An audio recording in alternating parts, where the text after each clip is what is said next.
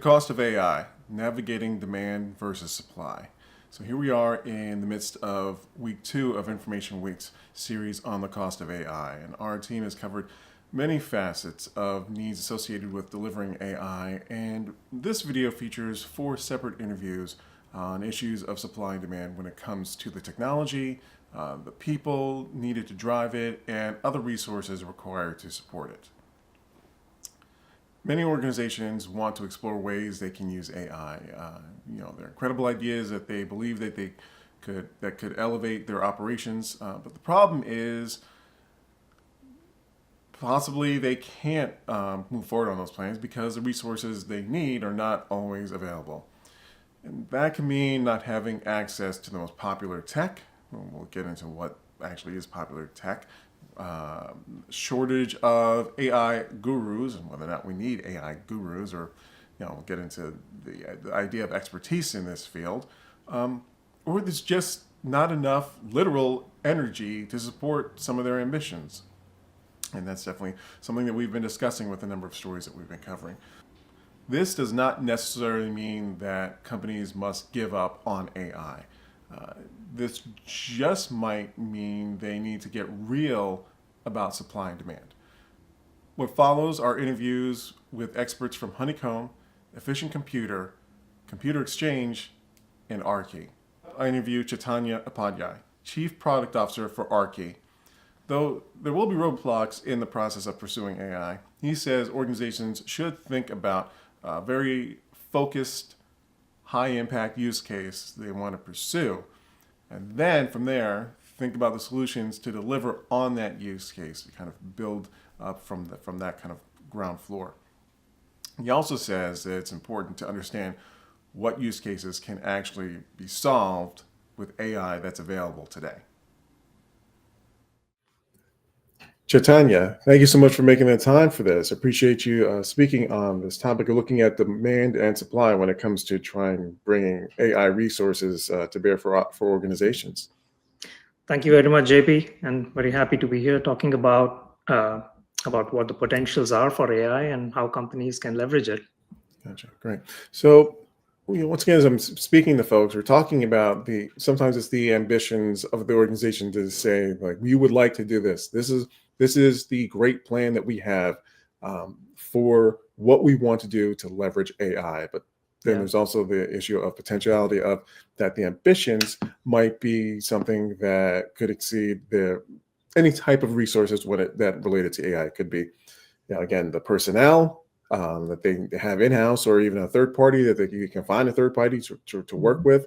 It could be the getting access directly to the technology itself. Finding the models, machines to work with. It could be any number of things. Finding the access to data centers. All those different elements. There's that desires. Let's talk about the desire to get AI plans in motion. But from your perspectives, what are some gaps, stumbling blocks, impediments that might slow up that intent to start to deliver and really leverage what organizations want to do? Sure, that's a great question, and it's a very key point to keep in mind as organizations start looking at how to leverage AI and bring it into their strategy. I think the first goal should be that you start with a very focused, high-impact use case. And what are you trying to solve? There are going to be roadblocks, but if you start with a very specific use case that you have in mind, attack that. Think about what are the current AI platforms that are available, what are the AI solutions that are available, and bring it into the fold. And now you leverage these existing tools while looking for solutions to these very specific use cases. And the other big thing is to make sure that you're leveraging your current team, right? You have human resources that are available to you. You want to augment what the human resources can do with the AI tools. Something at Aarki that we talk about is, and something as we looked at approaching with our AI solutions, is something which we call supervised AI. It's AI with human supervision. You see that everywhere. I think Tesla has that with their supervised FSD, right? We implement that ourselves. We let humans guide what the AI systems can do to maximize the effectiveness. Just to give you an example, as a ad tech company, right? We work with a lot of app developers to retarget users who might have churned. They download the app but are not seen again for 30 days, for example, or for a certain period of time. Now, what happens is that the client's going to give us, our advertiser is going to give us a whole bunch of users that they want us to go retarget that they have seen churned, and the AI model will, by default, go after users where it sees highest ROI based on its training.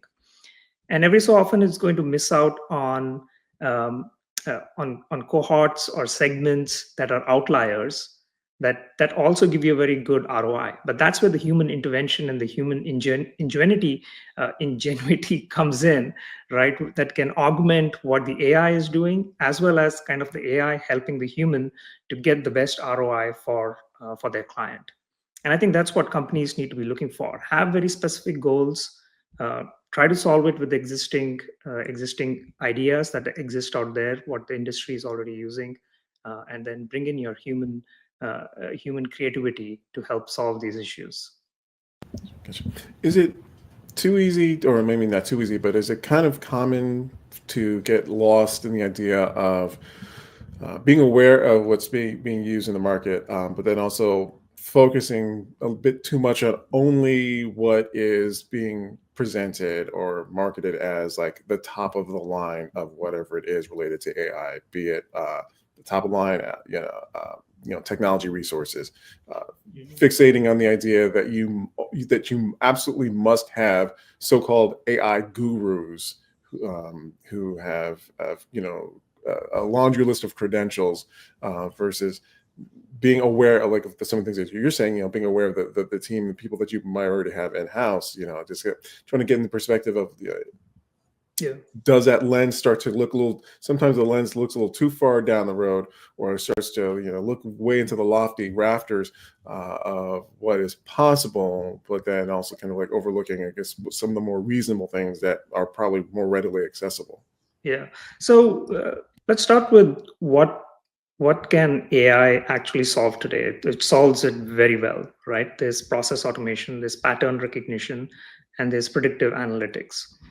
Now, as you identify the use cases, the immediate use cases that you want to solve, instead of trying to get AI to solve everything for you, focus on the small things, know what the AI capabilities are, right? And something along with the supervised AI, you can also call it like a Iron Man suit approach, where you're using AI to enhance your team productivity, right? You identify your existing workflows, and then you look at what are the use cases that, or rather, what has AI already solved in the industry in your vertical.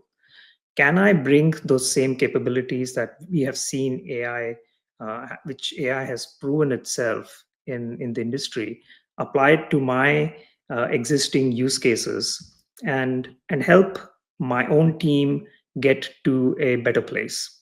Almost like combining AI efficiency with human creativity and strategic thinking, if I may call it, right. And then once you identify these initial successes, that's when you can start building on and start looking for new opportunities.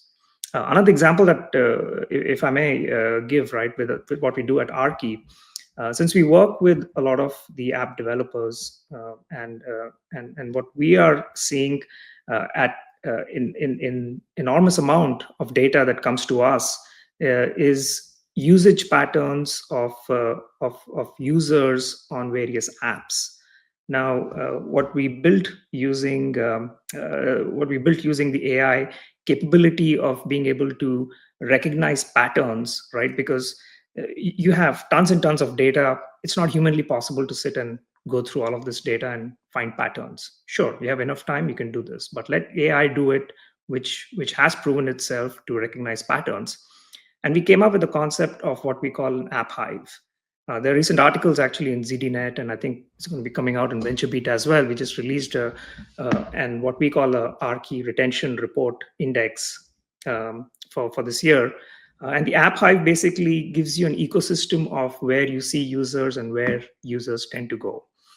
And now you can let the AI develop this this App Hive ecosystem, and the human creativity goes in and starts looking at what are the various segments that I can see, what patterns can I leverage that the AI has found for my own benefits and for my clients' benefits. And I think that's the approach that I feel has been working for us, and something that companies can leverage. Is it fair to say, or is it not, maybe not accurate to say, but the question of money being, the cost related to it, is that the ultimate, one of the more significant, points of like, hey, this could be like where organizations just find themselves just kind of stuck. The idea of how much, the resource that they need the most, money to actually derive what they want to do, or just again, are there more cost efficient ways to go about things that should also be considered? Yeah. That's a very key, again, a very key point that that we at Aarki had looked at, right? What is our cost consideration when we are looking to deploy these AI algorithms and anything that we need to, any AI platforms that we need to develop or agents that we need to reuse.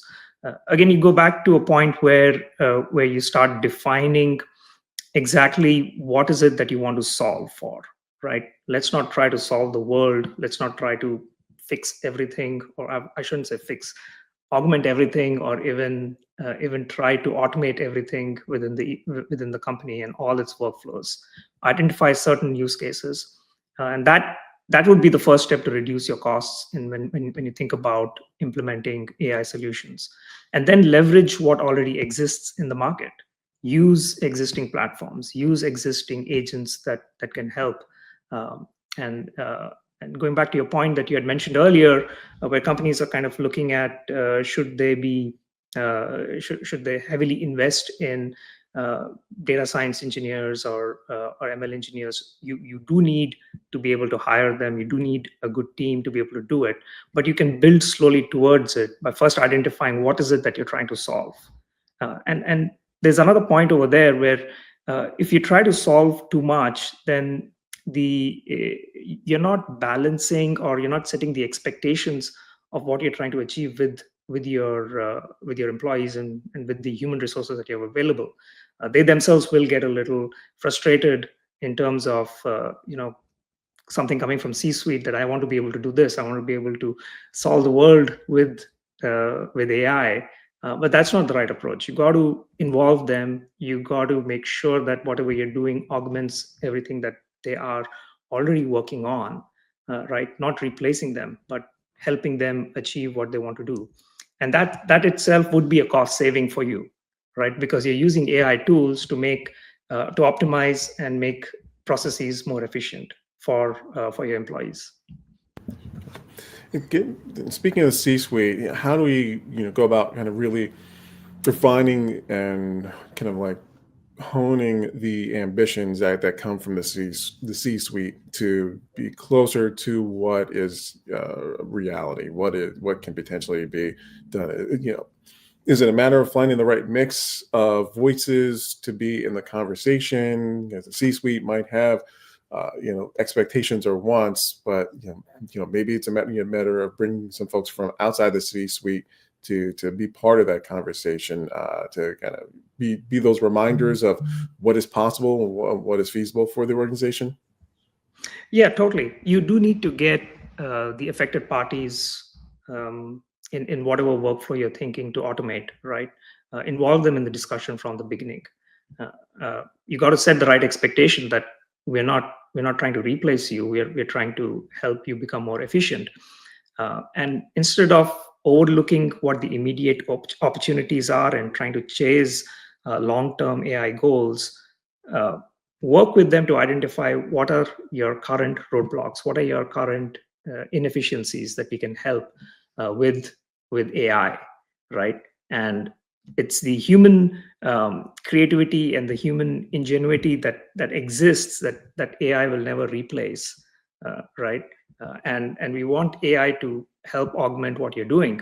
I'd read recently once in on LinkedIn, there was this thing that says that AI should do the dishes and the washing, and let the human do the creativity rather than the other way around, right? And if you can approach it with that to your teams outside of the C-suite, then they'll be more than willing to accept and even actually be very enthusiastic about adopting the AI strategies that the C-suite has in mind.